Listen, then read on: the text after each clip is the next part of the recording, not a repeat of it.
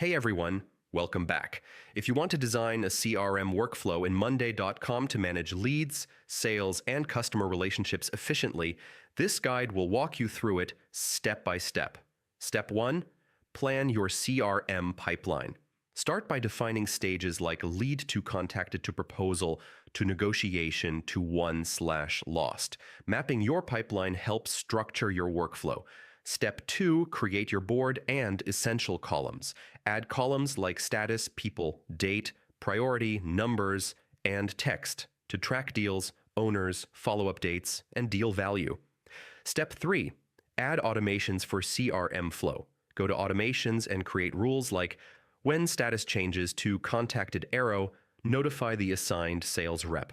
This keeps the team updated automatically. Step 4, use dependencies for follow-ups. Add a dependency column to link tasks like meetings, proposals, and follow-ups so actions occur in the right order. Step 5, set up reminders and notifications. Use automations to send alerts before due dates or when a deal is waiting for approval. This ensures nothing falls through the cracks.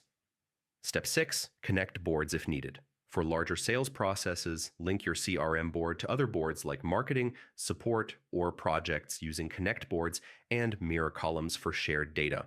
Step 7, add dashboard widgets. Visualize your CRM pipeline using widgets like charts, numbers, timeline, and Kanban. This gives a clear overview of deal progress and sales performance.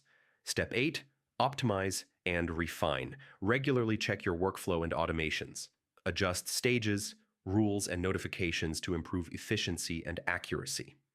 A well-designed CRM workflow in Monday.com helps you track leads, automate follow-ups, and visualize your sales pipeline, making your team more productive.